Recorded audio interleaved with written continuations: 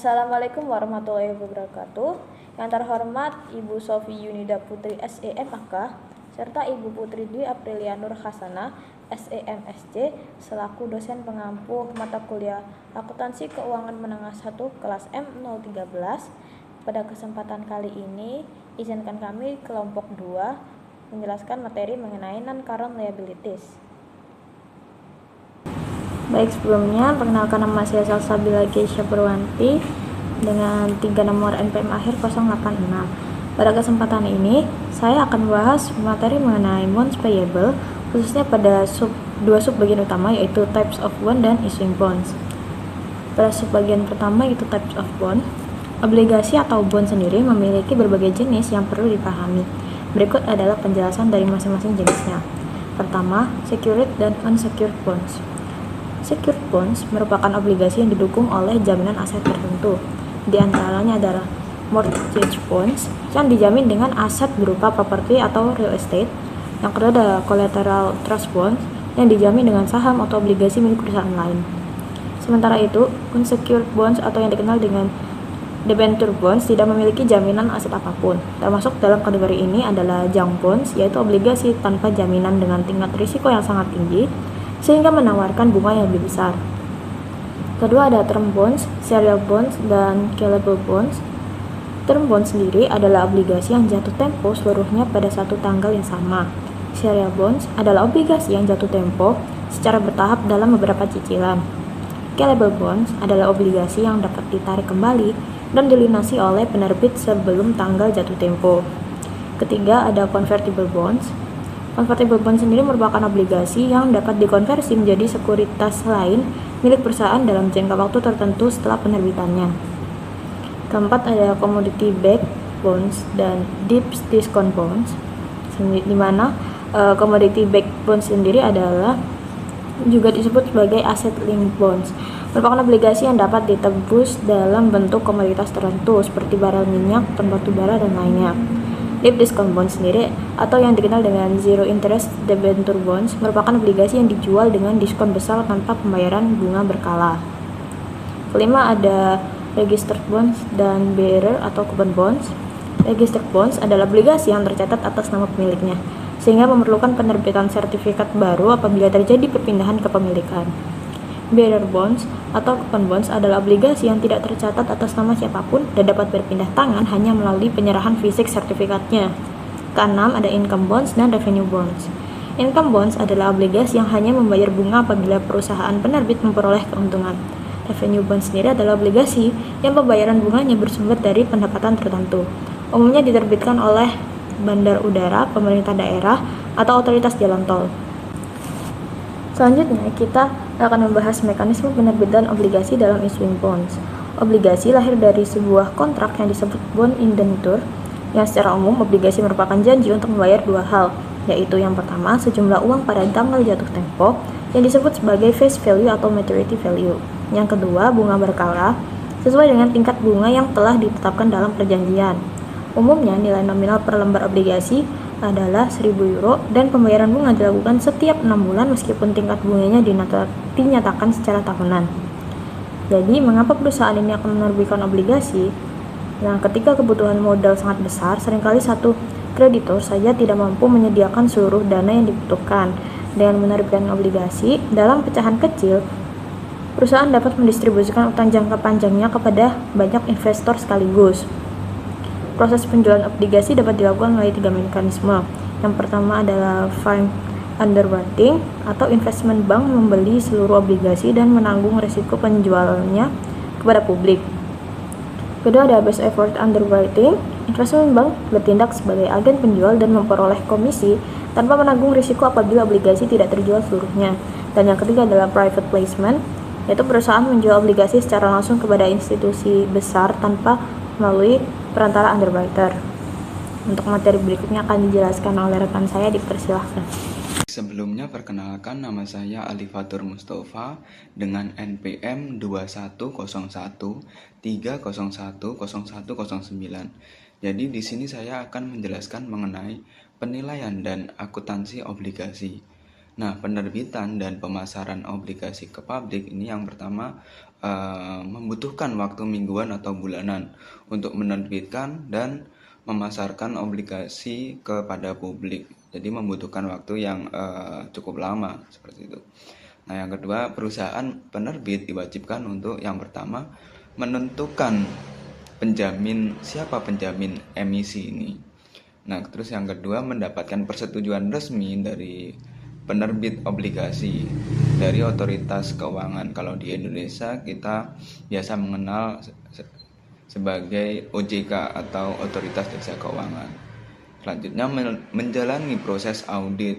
Nah, audit ini dilakukan oleh KAP yang ditunjuk oleh perusahaan dan menerbitkan prospektus untuk informasi kepada masyarakat yang akan membeli obligasi ini. Terus yang terakhir ini memiliki sertifikat tercetak. Selanjutnya harga jual pada penerbitan obligasi ini ditentukan oleh yang pertama penawaran dan permintaan dari pembeli dan penjual seperti yang udah kita pelajari pada ilmu ekonomi. Jadi adanya penawaran dan permintaan untuk menentukan harga jual. Selanjutnya ini ada resiko relatif, terus kondisi pasar, dan yang terakhir kondisi ekonomi. Nah, komunitas investasi menilai sebuah obligasi dengan nilai kini atau present value dari nilai arus kas ekspektasi di masa depan yang terdiri dari bunga dan nilai pokok atau nominal. Jadi kita harus mengingat lagi untuk materi. Selanjutnya di sini ada effective interest method. Nah, obligasi diterbitkan pada nilai diskon. Nah, ini maksudnya obligasi itu diterbitkan ketika jumlah yang dibayar pada saat jatuh tempo itu lebih besar daripada nilai penerbitan. Jadi misal pada saat penerbitan itu nilainya 92.000, jadi pada saat jatuh tempo nilainya harus dibayarkan sesuai dengan nilai nominal, yaitu misal 100.000 seperti itu. Terus yang kedua ada obligasi diterbitkan pada nilai premium. Nah, ini kebalikan dari nilai diskon. Jadi perusahaan itu membayar lebih rendah pada saat jatuh tempo dibandingkan dengan harga saat penerbitan. Misal 108 saat penerbitan dan 100.000 pada saat jatuh tempo. Nah, penyesuaian terhadap biaya perolehan atau cost dicatat sebagai bond interest expense selama masa obligasi melalui proses yang disebut amortisasi. Jadi kayak tadi 92.000 pada penerbitan dan pada saat jatuh tempo sebesar 100.000. Terus 108.000 untuk nilai premium, jadi kita amortisasikan pada saat jatuh tempo menjadi 100.000. Nah, prosedur yang diperlukan untuk melakukan amortisasi adalah effective interest method. Disebut juga present value amortization. Terus effective interest method ini menghasilkan suatu beban bunga periodik yang sama dengan suatu persentase tetap dari nilai tercatat atau carrying value dari obligasi tersebut. Nah, untuk materi selanjutnya akan dijelaskan oleh rekan saya. Baik, sebelumnya perkenalkan, nama saya Anissa Putri Prayogo dengan NPM 25013010058. Saya akan menjelaskan pada pembahasan selanjutnya yakni mengenai long term notes payable. Nah, pada long term notes payable terdapat dua kategori, yakni yang pertama yaitu note issued at face value. Nah, perusahaan itu menerbitkan vessel tepat sebesar nilai nominalnya. Hal ini tuh terjadi karena tingkat bunga yang tercantum pada vessel ataupun state rate sama dengan tingkat bunga pasar ataupun effective rate. Pada contoh yang telah saya tampilkan pada PowerPoint, Scandinavian Imports itu menerbitkan vessel sebesar 10.000 euro dengan bunga 10% selama 3 tahun. Karena bunga nominal dan bunga pasar itu sama-sama 10%, maka present value vessel juga sebesar 10.000 euro. Dengan kata lain, investor itu bersedia membayar penuh sesuai nilai nominal vessel. Akibatnya, perusahaan tidak mencatat adanya diskonto maupun premium. Saat vessel diterbitkan, perusahaan menerima kas sebesar 10.000 euro. dan mencatat note payable sebesar 10.000 euro. Selanjutnya, setiap akhir tahun perusahaan itu mengakui beban bunga sebesar 1.000 euro yang diperoleh dari perhitungan 10.000 euro dikalikan dengan 10%. Karena tidak ada diskonto maupun premium, jumlah beban bunga setiap tahun itu selalu sama selama umur vessel. Selanjutnya yakni notes not issued at face value, yaitu ketika kondisi nilai sekarang vessel itu tidak sama dengan nilai nominalnya. Nah, penyebab utamanya adalah perbedaan antara suku bunga nominal dengan suku bunga pasar. Jika suku bunga pasar lebih tinggi daripada bunga nominal, investor itu tidak mau membayar penuh nilai nominal sehingga vessel diterbitkan dengan diskonto. Sebaliknya, jika bunga nominal lebih tinggi dari bunga pasar, vessel dapat diterbitkan dengan premium. Contoh pertama adalah zero interest bearing notes. Nah, vessel ini tidak memberikan pembayaran bunga berkala sehingga seluruh bunga tersirat di dalam selisih antara nilai nominal dan nilai sekarang. Nilai jatuh tempo vessel sebesar $10.000, sedangkan present value yang dihitung menggunakan tingkat bunga efektif 9% hanya sebesar $7.721,80. Selisih sebesar $2.278,20 merupakan diskonto yang akan diamortisasi selama 3 tahun. Pada akhir tahun pertama, beban bunga dihitung menggunakan nilai tercatat awal dikalikan tingkat bunga efektif, yaitu $7.721,80 dikalikan 9% sehingga diperoleh beban bunga sebesar $694,96. Nilai ini menambah carrying amount vessel hingga mendekati nilai nominalnya pada saat jatuh tempo. Contoh kedua adalah interest bearing note yang diterbitkan dengan diskonto. Nilai nominal vessel sebesar 10.000 euro dengan bunga nominal 10%. Tetapi tingkat bunga pasar mencapai 12% karena investor menginginkan tingkat pengembalian yang lebih tinggi daripada bunga yang ditawarkan. Mereka tuh hanya bersedia membayar 9.520 euro.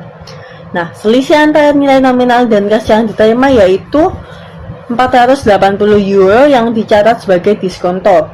Pada tahun pertama, perusahaan membayar bunga kas sebesar 1.000 euro berdasarkan bunga nominal. Namun, beban bunga yang sebetulnya dihitung menggunakan metode bunga efektif yaitu 9.520 euro dikalikan 12% menghasilkan 1.142 euro.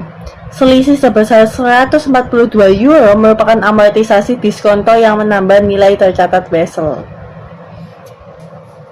Nah, dengan demikian, prinsip utama pada note issued at face value adalah penggunaan metode bunga efektif untuk mengalokasikan diskonto ataupun premium selama umur vessel hingga nilai tercatatnya sama dengan nilai nominal saat jatuh tempo.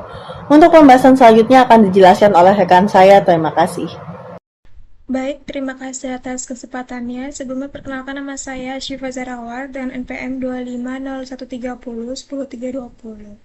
Nah, di sini saya akan melanjutkan materi mengenai long term notes payable yang sudah dijelaskan sebelumnya oleh rekan saya. Nah, selanjutnya kita masuk ke special notes payable situation atau kondisi khusus yang berkaitan dengan wesel bayar.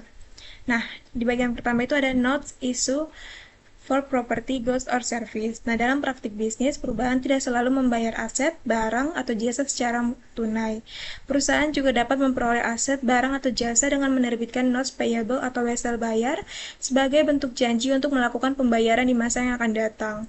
Nah, pada umumnya, tingkat bunga yang tercantum dalam wesel dianggap sebagai tingkat bunga yang wajar, namun terdapat beberapa kondisi yang menyebabkan perlakuan akuntansinya menjadi berbeda. Kondisi tersebut antara lain ketika wesel tidak mencantumkan tingkat bunga yang dicantumkan tidak sesuai dengan tingkat bunga pasar, atau ketika nilai nominal wesel berbeda secara material dengan nilai wajar aset, barang, atau jasa yang diterima. Dalam situasi seperti ini, perusahaan tidak dapat langsung mencatat transaksi sebesar nilai nominal wesel. Sebaliknya, perusahaan harus menggunakan present value atau nilai sekarang agar nilai yang dicatat mencerminkan nilai ekonomi yang sebenarnya dari transaksi tersebut. Nah, di bagian kedua ada choice of interest rate. Ketika nilai wajar transaksi tidak dapat ditentukan secara langsung, perusahaan perlu menentukan tingkat bunga yang tepat untuk menghitung nilai sekarang. Tingkat bunga yang digunakan disebut imputed interest rate atau tingkat bunga implisit.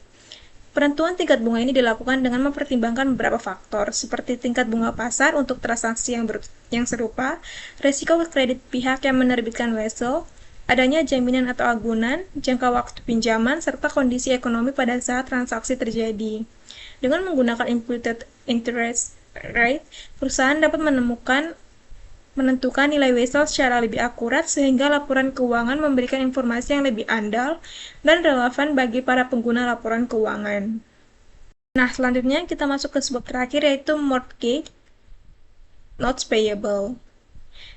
Nah, mortgage notes payable itu adalah wesel jangka panjang yang dijamin oleh aset tertentu, biasanya berupa tanah, bangunan, atau properti lainnya. Oleh karena itu, jenis utang ini sering digunakan untuk memperoleh pendanaan dalam jumlah besar guna membiayai pembelian atau pembangunan aset tetap.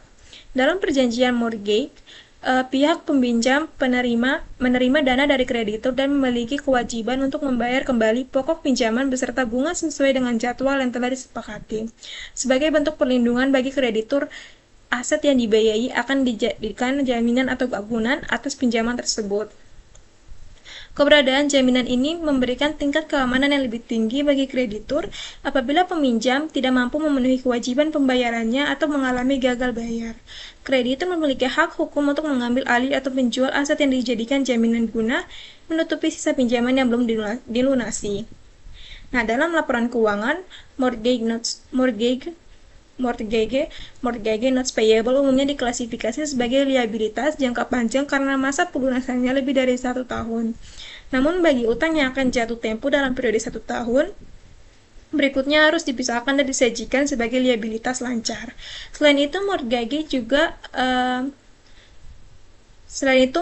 notes payable juga dapat dibedakan menjadi dua jenis utama. Yang pertama ada fixed rate mortgage, yaitu pinjaman dengan tingkat bunga tetap selama masa pinjaman sehingga jumlah pembayaran relatif stabil, dan yang kedua ada variable rate mortgage, yaitu pinjaman dengan tingkat bunga yang dapat berubah mengikuti kondisi pasar sehingga jumlah pembayaran dapat meningkat maupun menurun dari waktu ke waktu. Melalui mortgage notes payable, perusahaan dapat memperoleh sumber pendanaan jangka panjang yang penting untuk mendukung investasi aset tetap dan pengembangan kegiatan operasional perusahaan. Nah, untuk materi selanjutnya akan dijelaskan oleh rekan saya. Terima kasih. Terima kasih atas kesempatan yang diberikan. Sebelumnya perkenalkan saya Putri Nazifah Faizaswa dengan NPM 25013010077. Pada topik ini, saya akan membahas mengenai pelunasan obligasi sebelum jatuh tempo atau extinguishment with cash before maturity. Yang dimana perusahaan terkadang memilih melunasi obligasinya lebih awal untuk mengurangi beban bunga atau memperbaiki struktur pendanaan. Jumlah yang dibayarkan untuk membeli kembali atau melunasi obligasi disebut dengan requisition price. Kemudian perusahaan membandingkan jumlah tersebut dengan carrying amount, yaitu nilai tercatat obligasi setelah memperhitungkan premi atau diskonto yang belum diamortisasi. Jika carrying amount ini lebih besar daripada requisition price itu, perusahaan akan mencatat keuntungan atau gain daripada pelunasan. Sebaliknya, jika area acquisition price lebih besar daripada carrying amount, maka perusahaan akan mencatat kerugian atau loss. Sebelum menghitung keuntungan atau kerugian tersebut, premi atau diskonto yang masih tersisa harus diamortisasi terlebih dahulu sehingga sampai tanggal pelunasan. Selain itu, jika perusahaan mengganti obligasi lama dengan obligasi baru yang memiliki tingkat bunga lebih rendah, proses ini disebut dengan refunding. Keuntungan atau kerugian yang timbul dari pelunasan obligasi ini akan diakui dalam laporan laba rugi pada periode terjadinya pelunasan. Baik, selanjutnya kita akan membahas mengenai extinguishment by exchanging assets or securities. Selain menggunakan kas, perusahaan juga dapat melunasi utangnya dengan menyerahkan aset non-kas seperti properti atau piutang, maupun dengan menerbitkan saham kepada kreditur. Dalam transaksi ini, aset atau saham yang diserahkan dinilai berdasarkan dengan nilai wajarnya. Jika nilai tercatat utang lebih besar daripada nilai wajar aset atau saham yang diberikan, perusahaan akan mengakui keuntungan atau gain dari penyelesaian utang tersebut. Selain itu, apabila nilai buku aset yang diserahkan berbeda dengan nilai wajarnya, perusahaan juga harus mengakui keuntungan atau kerugian atas pelepasan aset tersebut. Sebagai contoh, jika perusahaan memiliki utang sebesar 20 juta euro dan melunasinya dengan aset yang dimiliki oleh perusahaan tersebut dengan memiliki nilai wajar sekitar 16 juta euro, maka perusahaan memperoleh keuntungan penyelesaian utang sebesar 4 juta euro. Jika aset tersebut memiliki nilai buku 21 juta euro, perusahaan juga akan mencatat kerugian pelepasan aset sebesar 5 juta euro. Untuk materi selanjutnya akan dijelaskan oleh rekan saya. Terima kasih. Sebelumnya, terima kasih atas kesempatannya. Perkenalkan, nama saya Marsyadinata Aisy Susilo dengan NPM 2501301068. Pada kesempatan kali ini, saya akan menjelaskan mengenai off-balance sheet financing, presentation of non-current liabilities, dan analysis of non-current liabilities. Pertama, off-balance sheet financing adalah strategi pendanaan yang dilakukan perusahaan tanpa mencatat utang tersebut secara langsung dalam laporan posisi keuangan atau neraca. Tujuan utama dari strategi ini adalah agar rasio utang perusahaan terlihat lebih rendah, sehingga perusahaan lebih mudah mendapatkan pinjaman atau kredit dari pihak lain. Praktik ini biasanya dilakukan melalui anak perusahaan yang tidak dikonsolidasikan atau menggunakan Special Purpose Entity (SPE), yaitu entitas khusus yang dibentuk untuk tujuan tertentu. Meskipun dapat memberikan keuntungan bagi perusahaan, strategi ini juga memiliki resiko karena mengurangi transparansi laporan keuangan. Salah satu contoh kasus terkenal adalah skandal Enron yang menggunakan metode ini untuk menyembunyikan kewajiban perusahaan. Oleh karena itu, saat ini lembaga seperti JASB dan SEC telah mewajibkan pengungkapan yang lebih ketat agar informasi keuangan menjadi lebih transparan. Selanjutnya, presentation of non-current liabilities atau penyajian kewajiban jangka panjang. Dalam laporan keuangan, kewajiban jangka panjang biasanya disajikan dalam satu angka utama pada laporan posisi keuangan, sedangkan rincian lengkapnya dijelaskan dalam catatan atas laporan keuangan. Beberapa informasi yang harus diungkapkan antara lain tanggal jatuh tempo utang, tingkat bunga yang dikenakan, aset yang dijadikan jaminan, hak konversi jika ada, serta nilai wajar dari utang tersebut. Pengungkapan informasi ini sangat penting karena membantu investor, kreditor, dan pengguna laporan keuangan lainnya untuk memahami kebutuhan kas perusahaan serta resiko yang mungkin dihadapi di masa mendatang. Terakhir, analisis of non-current liabilities atau analisis kewajiban jangka panjang. Analisis ini bertujuan untuk menilai tingkat solvabilitas perusahaan, yaitu kemampuan perusahaan dalam memenuhi kewajiban jangka panjangnya. Terdapat dua rasio yang sering digunakan. Yang pertama adalah debt to assets ratio, yaitu rasio yang mengukur seberapa besar aset perusahaan dibiayai oleh utang. Semakin tinggi rasio ini, maka semakin besar pula risiko keuangan yang ditanggung perusahaan. Rasio kedua adalah times interest earned ratio, yaitu rasio yang mengukur kemampuan perusahaan dalam membayar beban bunga dari laba operasional yang dimiliki. Semakin tinggi nilai rasio ini, maka semakin baik kemampuan perusahaan dalam memenuhi kewajiban bunganya dan semakin baik pula kondisi solvabilitas perusahaan. Demikian pemaparan materi dari kelompok 2. Kami mohon maaf apabila terdapat kesalahan dari perkataan. Terima kasih atas perhatiannya. Wassalamualaikum warahmatullahi wabarakatuh.